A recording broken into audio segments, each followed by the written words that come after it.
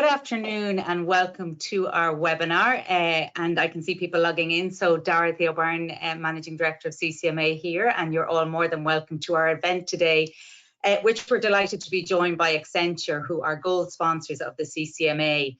And a really interesting topic, I think, that certainly with the number of bookings and registrations we have for today, we know we've definitely hit a nerve, and something that people want to find out a lot more about, which is from customer experience to the business of experience. It's time to reimagine business through the lens of experience. So I know a lot of experiences there. We're all used to CX. BX was a new one for me. And actually, I saw one in a paper I was reading the other day of AX, which is advisor experience. So a lot of X's going around. But I think this afternoon is going to be a really interesting webinar for you all. And we're delighted to be joined by Katie Brennan and Nicola Wolf, both experienced strategists with Accenture Interactive. Just to mention, Katie's having a slight problem with our camera today, so you'll get to see myself, Niamh from WSI supporting, and Nicola, but we are delighted that obviously Katie, the sound and voice element are working, so apologies for that, but I know there's a lot of really good material for us to go through here this afternoon. So as always with these webinars, can I ask you to put in any questions in the chat box or the questions box over to the right-hand side of the panel for those of you maybe not familiar with GoToWebinar.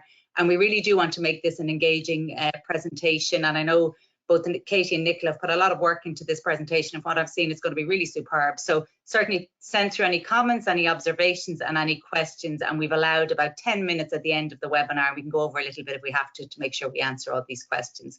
So myself and Niamh are going to disappear. You're going to get to see Nicola, and Katie is going to join us over the voice channel. Good old voice channel still here. So Katie, I'll hand over to you, and thanks again for participating this afternoon. Thanks a million, Dorothy, and apologies everyone for my lack of visuals today, but we will continue on anyway. So it's a pleasure to have you all here for our talk on the business of experience. So as Dorothy said, Nicola and I are from Accenture Interactive Ireland, and for those of you who aren't familiar with Accenture Interactive Ireland, we reimagine experiences for the world's biggest brands. So we're a multidisciplinary team that works across a range of services from UX and CX, content strategy, media investment, service design, and that's just naming a couple of them. And within Accenture Interactive Ireland sits Rothco, who is our creative agency. Many of you I know on the call will have relationships with them as well. And also Boomerang, which is a digital solutions company for pharmaceutical companies. And last year, Accenture Interactive globally released their report on the business of experience, advocating for the movement from being CX focused to being more BX focused. And as Dorothy was saying, I think we can all agree that CX has been a bit of a buzzword for a while now, and I think as a result, it's become a bit of a catch-all for challenges that companies are facing. So today, what we want to do is discuss with you how to move from being CX focused to being BX focused and the value that it will bring to your company. So I'm going to let Nicola introduce herself now, if that's okay. Great, thank you so much, Katie. So my name is Nicola Wolf, and I'm an experienced strategist in Accenture Interactive here in Ireland. I help a wide range of brands across industries to have more meaningful interactions with their customers. And what I absolutely love is the study of people and their behavior, and then looking for ways to add that layer into how brands design their customer-facing experiences to create greater business impact. And back to you, Katie. Thank you. So yeah, my name is Katie, and I also work in Accenture Interactive as an experienced strategist. And over the last number of years, I've worked across a range of different industries, helping them to improve their experiences. So from sports, finance, technology, and retail. And I'm really passionate about the concept that when we properly combine the needs of the user with the needs of the business, that's where we see transformational change and we can really add value. So if you want to go on there, Niamh, I think we can all agree we have felt the massive impact in the last 18 months that there's been going on. It's been nothing short of transformational. And as we've seen, it's really accelerated this need and desire to reimagine experiences that are going to add value to both the customer and the business and enable the business to grow. But in order to reimagine experiences, that can't be fulfilled by just being good at CX. And as I mentioned at the top of the call, CX has become this catch-all for all the challenges that a company is having. And what we're actually starting to see is diminishing returns for CX, which is quite interesting. So 81% of brands are achieving stagnant growth from their CX investment. 85% of CX scores are remaining stuck. 65% of brands are achieving a moderate CX score. And all that kind of comes together, and we can see in this final stat here that actually the number of customers that believe they receive superior customer experience is only 8%. And what's funny about that is, in comparison, 80% of CEOs believe that they are delivering superior customer experience. So there's obviously a disconnect there. And that's the point that myself and Nicola come in as experienced strategists and try and help bridge that divide for you and your business. So where CX differs from BX, what might have happened before, and if you can just skip to the next slide there, Niamh, what might have happened before is the support team would say something like, okay, we need to be more efficient with how we deal with tickets. The volumes got out of control or whatever it might be. And so the support team would go off and create this brilliant process design, and it's implemented really well, and it really does optimize the support experience. But the volume will still be there because the product isn't potentially hitting the mark. So then the product team goes away and they say, okay, we're not getting enough engagement on this product. We've got to redesign. And they redesign the product and they launch this new version, and it's beautiful and all the new customers love it. And engagement goes way up through the roof. Problem solved, right? But no, because support tickets then go up because existing customers don't know how to use the redesigned version. And so the cycle goes on and on and on. And the point here really is that exceptional experience can only be delivered when it's consistent and synchronized across the entire organization.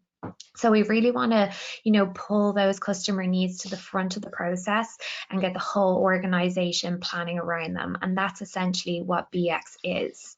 So we have a couple of examples here of specific things that are changing from kind of a CX mode to a BX mode. So this first one here is about moving from maximizing profitability to moving to profiting from purpose. And when we say this, we're not saying, oh, you need to pander to your audience. It's not that at all. It's about identifying a need and creating a solution that works for both the business and the customer. So one thing that we found recently from research that we've been doing with some of our clients is that actually younger generations are very, very interested in ethical products and propositions. And one place we've seen this really coming to the fore is in ethical investments. So people want to make investments that are in line with their moral philosophy and things that they're ethically comfortable with, which is a pretty new trend in the market. And actually, we're seeing businesses respond to this. So Larry Fink, the CEO of BlackRock, in his 2021 CEO letter to investors, he actually said climate risk is investment risk. So we're seeing this move from, oh, we just want to make the maximum profits we can, to actually we want to make profits, but we want to make it off of ethical investments or ethical solutions that people are comfortable with. The second shift that we're seeing here is moving from making people want things to making things people want. So I think a really good example here is insurance. Traditionally companies have been trying to entice customers into wanting insurance for, devices or holidays or whatever it may be, but they're based on these set packages that aren't personalized. So people end up, potentially getting a much greater package than they actually need or less than they actually want. So what was really interesting is Zurich actually turned this around with the creation of Clink. So it's an insurance offering specifically for millennials. So what they did was they created this insurance proposition which covers different devices, everything from tablets, phones to electric scooters. And what's really differentiated about this is that actually the owner of the policy could turn that policy on and off whenever they wanted via the app. So it gave the control back to the policyholder to be able to control actually how much insurance they want, when they want it, what devices they want it on, etc.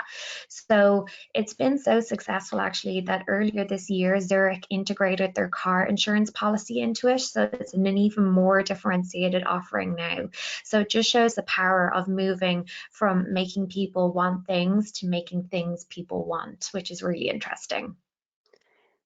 Great, thank you so much for that. And I swear I'm here to do a bit of talking and not like Katie wear her vocal cords out either. So I'll bring us on from here. The third point is from focusing on products to really focusing on customer outcomes. And this has really been a topic of a lot of discussion with customers and clients over the last 3 years. And what we've really found is that customers and people have so much choice, and they want to know that the brands they've chosen to do business with have their best interests at heart. And a really interesting example of where we worked with a client on this, there was a client that we worked with over the past couple of years that recognized that branches were no longer as relevant as they used to be, and that they were really just there for transactional purposes. And commercially, they also were putting a lot of resources and money. They're really expensive to run. And what they wanted to do was reduce the number of branches they had across the country, but make the branches that they had much more purposeful. So we were kind of tasked with, if branches of the past are focused on cash, and cash is becoming less and less relevant to us as people in our daily lives, what do the branches of the future stand for? And what we hit on is that they're really, they should really be focused on finance and long-term objectives. And we could have branches as a gateway for the bank partnering with people to realize their life ambitions, be it going to college, booking that big holiday, starting a new business, and having a conversation about getting your finances in order and able to do that. And so the premise of the redesign and this business pivot was that when customers reach their ambitions, we do too. And that bank has gone on to launch a number of those branches across the UK, and rumour has that they're doing quite well. I think they've been in the news a few times, so that's good.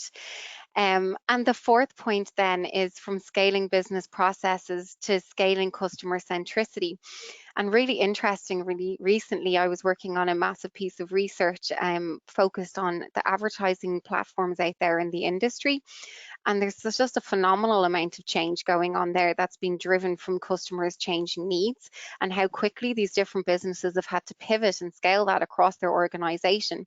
To give you an example of that, where before social media platforms functioned as a space really for family and friends to communicate with each other regularly and across geographies, now they're becoming a place that's fueled by the need for e-commerce and proactive e-commerce as well, like cropping up and breaking into your habits to serve you up type products that you might want to buy or things that you might be interested in. And the other side of that is entertainment.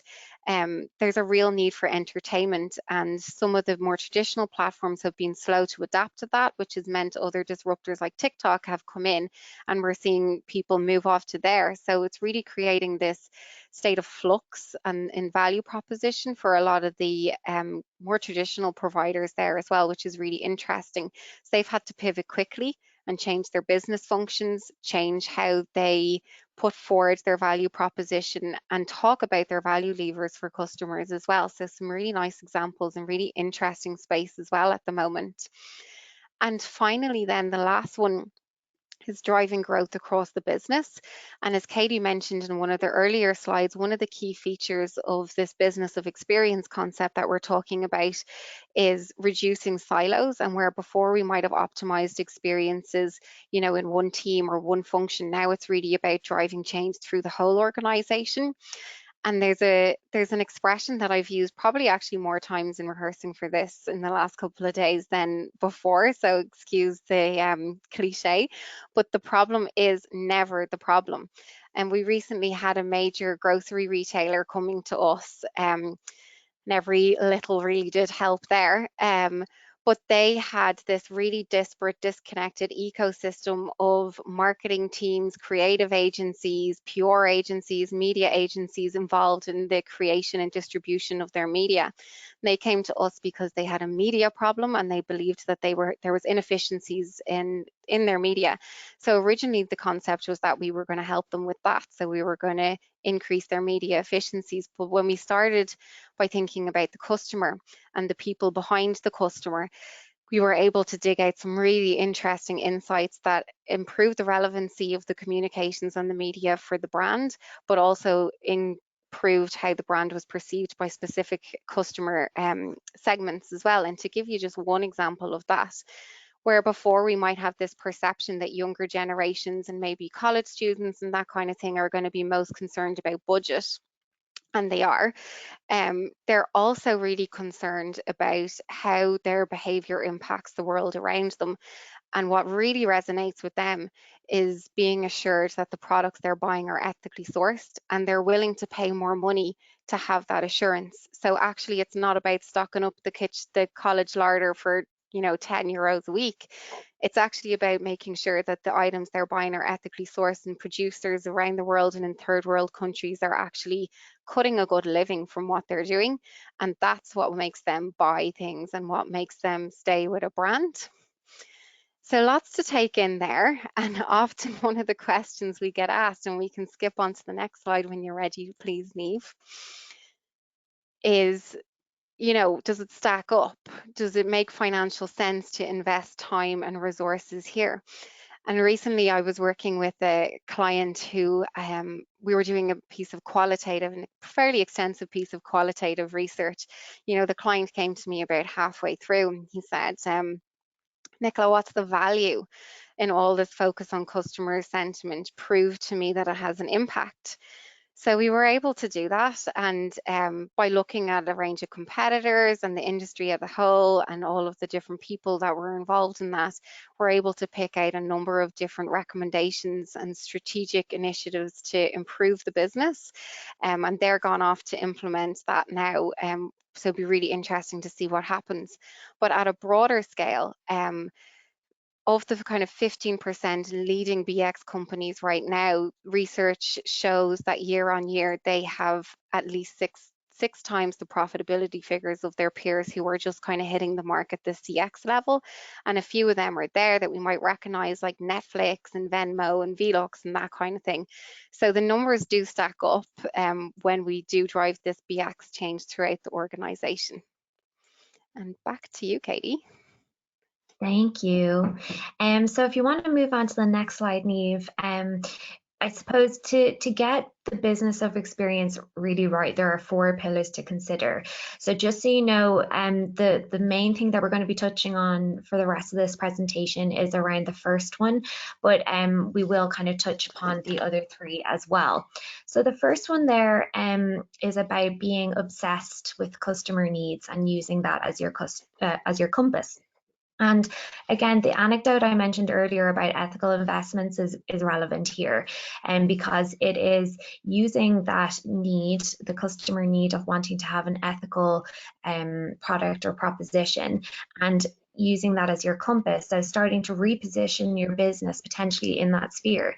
And it's really interesting because that opens up a whole new world of possibilities for that business as well as the consumer. So it's, by properly getting involved and really thinking about what it is that your customer needs, you can reset the direction of your company for the better. And the second one here is about making experience innovation an everyday habit. And this is one of the ones that I am probably most passionate about. But to kind of bring this to life to you, one of the best examples I've ever seen is how the Ritz-Carlton hotel chain approaches customer experience and how they empower their employees to innovate and deliver in this space. So there's this story where a customer left their laptop charger in their room after checking out, and the cleaning staff took it upon themselves to get a courier to bring the charger back to that customer's home with a handwritten note attached. And this was possible because every member of staff in the Ritz-Carlton, from the most senior person all the way down, is given essentially a fund, a discretionary fund that they can use to make the experience of their customers exceptional. And so this cleaning staff took it upon themselves and used that fund to bring to give the laptop charger back to that customer and send it straight to their home. And it's such a simple example, like it's so simple, but without building that innovation in as an everyday habit across the entire organization and making it a priority for every single staff member, and also enabling the staff with resources, that story would have never happened. It would have been a lost opportunity, and it wouldn't have created that customer who is probably a customer for life now just because of that simple act. So it's something that needs to be top of mind for every single person in the company in order to bring BX to life. That's it, Katie, and I couldn't agree with you more. And the third point is emphasizing that again, that the third one is around expanding the experience remit across the organization. And what do we really mean by that is it's not one team or one function's responsibility to drive this experience excellence. We can really drive a culture where anyone in the organization can have a part in that, and it's actually better when we do. And to give an example of that, I have a practical kind of example to bring you through later on in the presentation of something that we're doing at the moment with a life sciences client. And why I thought this would be a really interesting example to bring to you is just to emphasize that even in an industry as slow to change and as risk adverse as life sciences and pharmaceuticals specifically, there's opportunity to change, and it can be done slowly and at a pace that's right for the organization and for the industry as well. But in this scenario, we had a medical team and a marketing team that were completely distinct. It was honestly like walking into two different businesses, although they were both talking to the same customers, sometimes at exactly the same time. So that was super confusing for the customers, and they really had no idea what all the different interactions were about, or why they were getting so many different things, or who to go to when they had a specific question. So by implementing this, it's like an experimentation, and it's based on the concept of experience optimization and then problem solution mapping, that we were able to bring those two teams together so that they had visibility of each other's work, but more importantly, there's a more single view of the customer. And finally, the fourth pillar, and one that's often top of mind for a lot of industries and a lot of organizations, is thinking the tech, data, and human agenda. And basically, like, as organized sophisticate their experiences and they really set those foundations in, what becomes more and more important is how they build and leverage, in particular, their first party data to interact in a more personalized way with their customers. And that can, the quality of that can often come down to the tech stack that's in place and how synchronized the different systems or platforms within that stack are, and how they actually talk to each other. So we do have some real experts in that space in interactive that I'm sure would be more than happy to go into more detail about that. But I guess we'll leave it today at the point that the golden thread in delivering this and what sits behind knowing our customers is in a tangible way is really the data that we can access and the data that we can leverage as well. So who knows, more on that at a later stage maybe. And then we can move to the next slide when you're ready, please, Neve.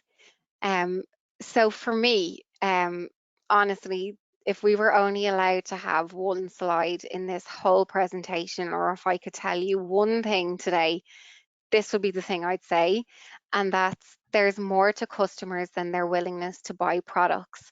And I guess the fundamental point here is that customers have so much choice. And at a click of a button, they can change their provider, they can change who they buy products off, whatever the case might be. And customers just aren't sitting around and waiting for brands to get it right. We've got to do that proactively. And again, going back to that awful phrase really of the problem is never the problem, but it really never is the problem.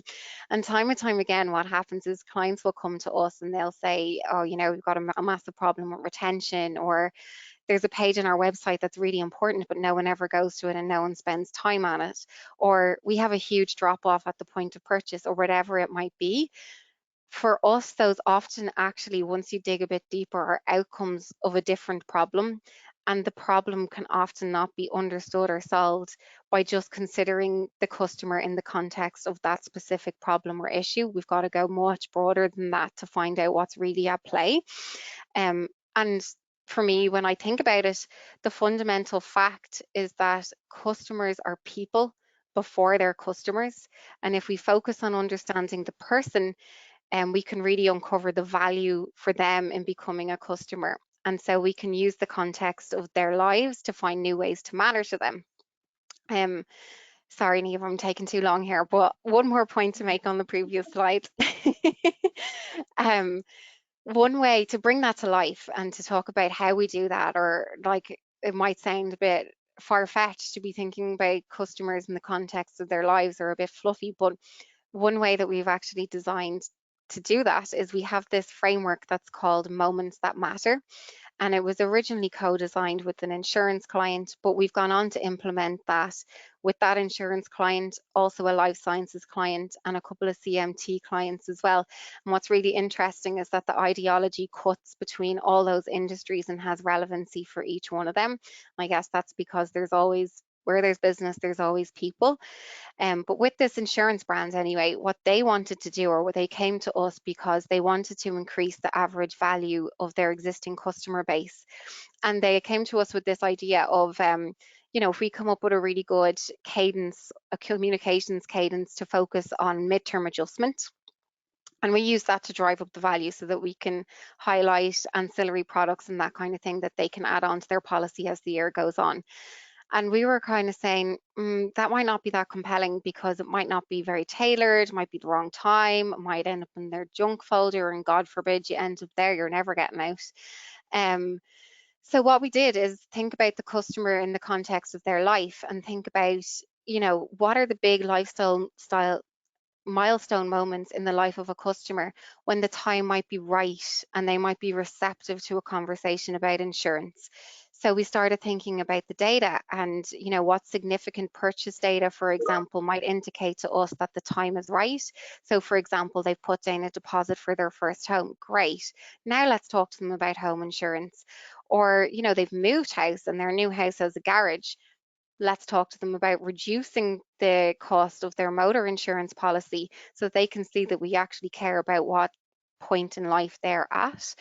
And as I mentioned, we've used that Moments That Matter framework in a variety of different ways, not just communications, but it can be a really great way to pick out what's actually going on in people's lives and what can we do to add value, what can we do, what's the best time to interact. Niamh, you can change now. Thanks a million. It's an important point, though, worth making. So, yeah, and I suppose to follow on from what Nicola was saying, our key driving force in our work is creating those exceptional experiences that fulfill the needs of people. And that's our focus. That's what gets us out of bed every morning. And so we always design from a human-centered place. And I think lots of people presume that just means the customer.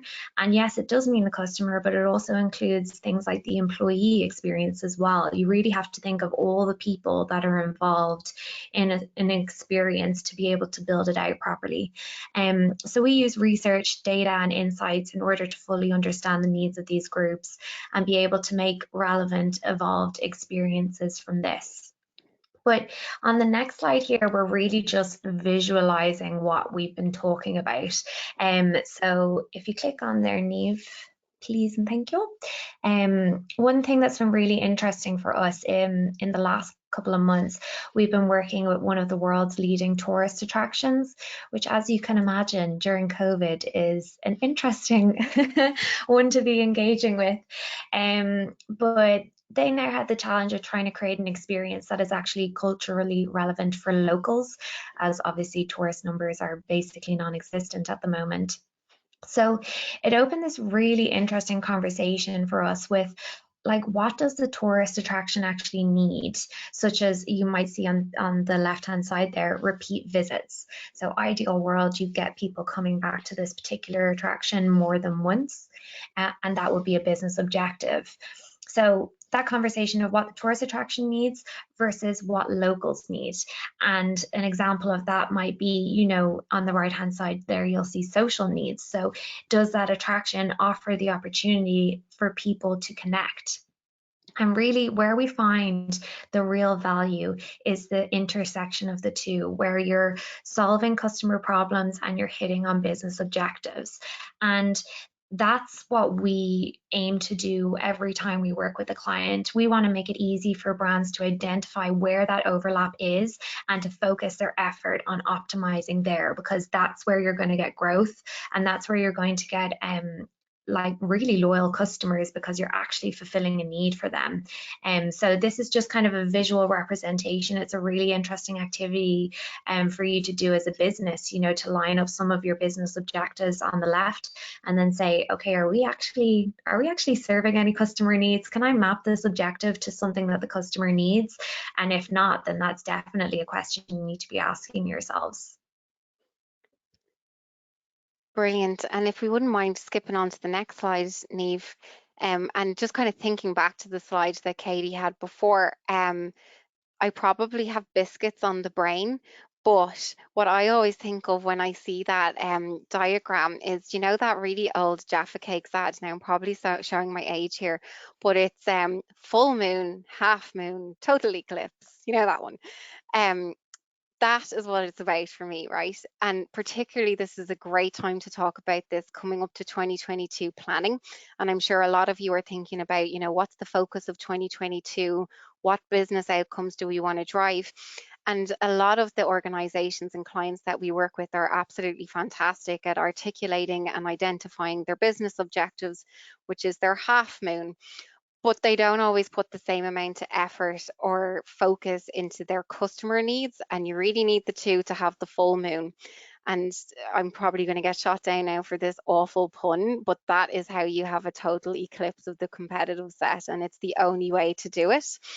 And that is because the truth is that customers honestly don't care about 7 out of the 10 products and features we create. And if we think about the amount of resource and money and time that goes into them, that's seriously deflating. So we have a little video here. Before we kick into it, just a couple of things to say, and this might be useful for you as you are kind of going into your 2022 planning, is there's two sides to this. You start with the customer context and you think about it from their perspective, and you can slightly change this around depending on your organization and your industry, but you're basically thinking about things like the customer gains, the customer pains, and what kind of jobs they have to do. And then on the other side, you're thinking about your kind of more traditional value proposition, things like the products and services that you have, what are the pain relievers, what problems are you solving? But where this has been so interesting before, and what I'd recommend doing as a kind of a next step from here, is using this framework and running this exercise between the different teams in your organization. So what you're guaranteed to find is that what your product team come back with and what your finance team come back with will be completely different. And there can be some really interesting thoughts there in terms of how different teams within your own organization perceive the customer and perceive the value that you're providing to the customer. And if you get all of those onto the table and have one kind of big round table workshop with maybe 1 or 2 representatives from each of the teams across the organization, you'll be able to get those all out in the open and then really prioritize well for 2022. So with that said, Niamh, we might roll the video. Slide maybe. Thank you very much. I can maybe talk to this while Nicola tries to get her mic working. We're tag teaming this. But what we're doing about this, so as you can tell, the needs of customers are changing frequently, and especially with everything that's gone on the last while with COVID, I mean, it has accelerated things considerably. So what sets good and great experiences apart is the ability to adapt. So we're only going to be creating value when we're solving problems. And as Nicola said earlier, the problem is never the problem. So the first thing to do is to find what the actual problem is. And the greater the problem solved, the greater the value. So we call this evidence-based design, and it helps to, ensure that across your culture, you are constantly optimizing and constantly improving upon your experience. And one thing that we find really, really useful on this is the problem solution mapping framework. So this really helps us to identify what to optimize and what to prioritize, so that you essentially create this roadmap of understanding how you're supposed to go forward as a business. So I know that we have another video here that we want to play, unless Nicola, there's anything I didn't call out in this slide. No, that's it. I managed to get myself off mute. I'm sure everyone's delighted. I didn't even have to access the course in the end, which was great. Um, but no, that's it exactly. And then at the beginning of the conversation, I mentioned that we were actually implementing this with a life sciences client, and it was one of the things that we did to kind of reduce those silos and improve the cohesion across teams. So this can be done, and it's based on a simple premise of the more problems you solve, the greater the value. And if you unite on that, then it'll be much easier to work together in the future. So yeah, I think we can roll the video. Perfect. So if you want to go on to the next slide there, please, Neve. So we are very aware that a lot of you on this call are at different points in your digital journey. Some of you may be more advanced than others, and that's absolutely fine. And some of you may have already made some of the changes that we're going to talk about here. But this is really just to illustrate how moving from having a CX focus to a BX focus actually drastically changes the situation for support centers and really can reduce the volume of queries. So this is the current support center setup, as you can see here on this slide. And you'll see that help centers are currently difficult to navigate. We've all been there frantically looking for a way to self-serve and solve the problem ourselves, anything to not have to open a chat or call someone because we don't know how long it will take, or all these different things. Or equally, we've been in a situation where the experience is actually quite complicated. So we may have solved a similar issue before, but we actually can't remember how we've done it. So essentially what this does is all these different scenarios that are happening outside of the support center are increasing the volume of queries that are ending up in the inboxes of support staff. And as a result, because the breadth of the problems is so broad, it means that your support staff and all your agents have to be equipped to deal with every issue under the sun, from the most simple to the most complex. Whereas if you click onto the next slide, Neve, please, you'll see that we can contrast that situation with this one. So by improving the help center and discoverability and improving all the different experiences around the help center, what you do is you create this much narrower funnel and you start to reduce the volume of queries that go into the help center in the first place. So you're improving the UX and discoverability, meaning people are more easily able to find the solution to the problem that they have. Or even there's really nice things like pre-populating solutions based on previous actions. So for example, say if I had an issue trying to download my bill and I just, very simple, but didn't know where to find it in the interface. And I typed in, bill download into the help center, and I had looked for it before. So it would pop up like a chat essentially and say, we've seen you've had this problem before. This is the solution that you used last time to solve it. Would you like to use the same steps again? And just helping to guide the user and essentially reducing their propensity to open a query in the first place. And where you end up here is having a much narrower funnel of queries that are actually ending up opened and in the inboxes of your agents. And generally what you'll find from doing this is the queries that end up in their inboxes tend to be a lot more challenging and a lot more technical. So really the queries that people can't answer themselves or find an answer to. And as a result, you end up creating this group of highly specialized agents for those challenging queries, and creating a really like that. What that can do as well is reduce your turnaround time for your queries, because you have people who are highly trained in it. They're not getting sidetracked by all these very simple queries that people can solve themselves. And as a result, it just really reduces the volume and makes sure that your support center staff are focusing on the most challenging problems. And so the impact it can have on it is massive, and something that I'm very supportive of having. I think we've all had a tough support center experience at some stage in our lives, so I'm sure we can all empathize with the situation. That's it, exactly. And then to the next slide, which we're coming to our final points now for anyone that felt encouraged to go find Jaffa Cakes earlier on in the presentation. Don't worry, we're nearly there. So the final kind of points to make here are, when we do start working with clients and they start implementing some of these changes, the next thing they want to know is, how do we know if we're getting it right? What should we measure? And how do we know the impact? So we developed this framework that goes from health to impact. And essentially, on the health side of the scale and up to the optimization side of the scale, you have your always on, everyday, on the fly optimizations that you can do. And if you keep your eye on that on the day to day, week to week, whatever it might be, and turn the dial a fraction to make those things better, just a tiny bit every time, they'll naturally lead towards the big long-term purpose goals and KPIs. So on the metric side of things, those might be like your weekly or your monthly reports that are looking at things like your customer effort score, your campaign performance, your CSAT, content engagement, all of that really good stuff. And it's when we continually turn the dial on those, even if it's fraction by fraction, that then we can enable the big KPIs and the big goals. Like, how do those things contribute to brand perception?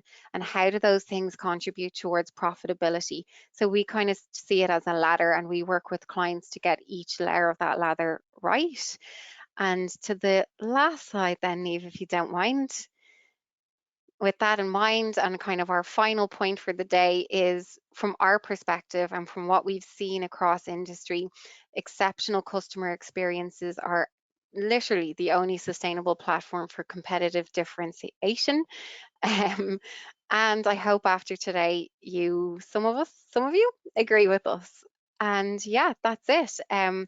On the next slide, we have our contact details. If anyone does want to talk to us more about any of the things here today, we're absolutely here to listen, and we'd love to hear from you. Back to you, Dorothy.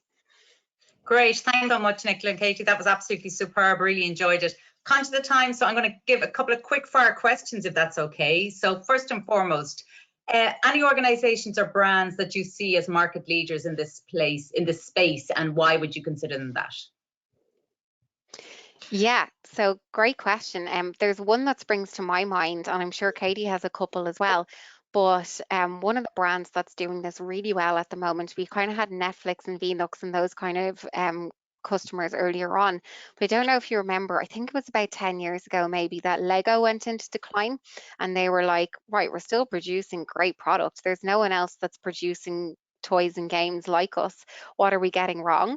So they went out to the community and created this innovation community, and those people get together on a regular basis even now to think up new ideas, and then Lego actually create those ideas. And they have a system where, if those ideas actually get produced and if they go into store, that the person who first created the idea will get a 1% kickback financially off them as well. So that's one example of a brand that's doing it right, and I think probably Lego is known, if not played with, by most people. And nearer to home, Nicola, is there anybody, or Katie, is there anybody that you think that in the Irish context, some of the companies on the call today should be looking at as a good example? Yeah, I mean, I think it's a tricky one. I think a lot of the really big companies that we mentioned, like Netflix and, like Nicola was saying, Lego, they're further along their journey. I think there's a lot of smaller companies in Ireland that are on this journey. They're not there yet, but they're definitely working towards it. So even things like when you think about, and this has been around for a while, but you know, the AIB lab in Dundrum is an excellent example of creating a differentiated experience for that customer. And I just think that's a nice idea of kind of, I don't know, it changed how people, you know, talked about their finances in that space, and kind of added that layer of innovation, which was really nice to see. So there are definitely examples, but I think we still got a little ways to go for an exceptional example here. Great. And I think we've Kathy from AIB on the call, so I know she'd be delighted to hear that as an example. And I've been in that, so it's super. Question in from Susan. Customers are emotional and not always rational. Have you any examples of how brands are measuring emotional impact of the customer experience? Great question. Thanks. That's a brilliant example. I'm not 100% sure if I can say the brand, but it might be someone who we've already mentioned today. And I know that they had a project around vulnerable customers, and they had a piece of content that went live around ATMs to highlight financial abuse and how that can be conveyed and what that feels like to the broader public using their ATMs as a kind of channel for that. So that was a brilliant response to show others how it feels to be a vulnerable customer in that situation. There's probably lots of other examples as well that we could think of, but that's the one that's springing to my mind at the moment. Great. Another question: what can we practically do now to make this a reality? So for, again, as you said earlier, for some of the people on the call, or the companies on the call today, there are different stages of the journey, and they're maybe trying to convince senior management of the value and the return on investment, going back to your earlier slide that you showed the impact that focusing on CX and BX can have. So small steps, any tips or hints as to, you know, when they get off this webinar and they're putting together their for 2022, what should they do? Yeah, I mean, I would take, as you say, a small step. So you could even say, let's pilot it as an example. So I think the first thing would be saying, okay, let's get a little multidisciplinary team together. So somebody from support, somebody from product design, marketing, whoever it is, and get all those different people to work together on one feature update that you're looking to make, and measure how much more effectively you identify bugs in advance, or identify different things that will be a challenge before it gets to the point where you're, you know, implementing the new feature. Because a lot of times features are implemented and, you know, marketing may not know about it, or support staff may not know about it, and had they known, they could have said, actually, that might not fly with the customers because of X, Y, and Z reason. So what you could do very reasonably is have a small pilot with a team, and just do it on one or two features and kind of measure how much more effective it is. I mean, it does take a while to work effectively in this way, just to get used to the different ways of working. But I mean, an example, I was working years ago, not to mention financial institutions all the time, but with a financial institution, and we were in a multidisciplinary team, and it was very broad. Like, I'm talking anti-money laundering was in there, HR was in there, and actually we were designing a new feature, and somebody from HR pointed out that actually, and I can't get into the details of it, but essentially we had to be very careful around that feature, because if somebody was potentially a victim of domestic abuse, then it could put them in a vulnerable situation. So we had to basically go back to the drawing board on that. But we were so thankful that it was caught at very much that early stage of the process, where we were able to just, you know, there was no time lost. We could go back, we could fix it, and then it was implemented properly. And so those multidisciplinary teams are crucial to helping with that. Two last questions. So obviously a lot of customer experience contact centers, shared services center use the standard CSAT measures, net promoter score, customer effort, etc. For the business experience, are there other measures we should be looking at? I know obviously employee engagement is an important element of it, but there are other measures or metrics that companies should be thinking about. Yeah, Dorothy, I can have a stab at that one. And there are different measures, and not to be vague, but there's different measures for different businesses as well, and it depends on what it is that they're trying to drive. So going back to our full moon and our half moon, if we have those lads sorted out first and we know what our purpose goals are, then it's easier to kind of figure out what contributes to that and at different stages. And as well, some brands might have physical stores, for example, alongside digital experiences. So the things that they will be looking at might be different. But I definitely recommend at the start of a big transformational project, often what brands and clients that we work with and even ourselves do is think about measurement at the end. If you think about measurement at the start, it means then that we can start building things that can contribute to that. So not to be too vague and call specifically pinpoint different things, but yeah, broad range of metrics, and it really depends on what the KPIs you're striving for are as well. And to Okay, add brilliant. to that, I suppose there's no silver bullet when it comes to measuring the business of experience. It's essentially a combination of a lot of different things. So it's about determining what those important things are to you as a company, and then bringing those all together to kind of see how you're doing on the business of experience. And I think just out of my own experience, it also has to be a measure that means something to the individuals, to the employees, that they can relate to, which I think Net Promoter Score has always been such a strong measure in the CX space. Last question, how does this impact on the culture of the business? It's a change. I think we find there's been a really positive impact on the business because employees feel involved across every level. If you think of the Ritz-Carlton example, I mean, to be empowered to make those decisions is huge, and giving people the autonomy and the potential to have an impact in the final product and service, it kind of really increase the pride in the organization. And then culturally, obviously, removing silos and getting departments working more effectively together. So I've only ever really seen it have a very positive impact personally, which is great to see. Yeah, I totally agree with that. And I guess just to finish or to add on to that just a little bit is often where we kind of see where we talk today about that kind of continuous optimization and iteration and it going through all layers in the organization, it really brings people along the journey, and it means that the pace doesn't get out of control either, and that the employees are helping to pace it as well. And like, there's nothing worse than getting an email about like your 2022 goals and you're like, okay, great, this is what we're doing now. But if that happens in a more multifunctional and interactive way, then you get better buy-in, and it really drives a culture of accountability as well, where people feel they fed into it, so now they got to make it work. Exactly. Brilliant, perfect.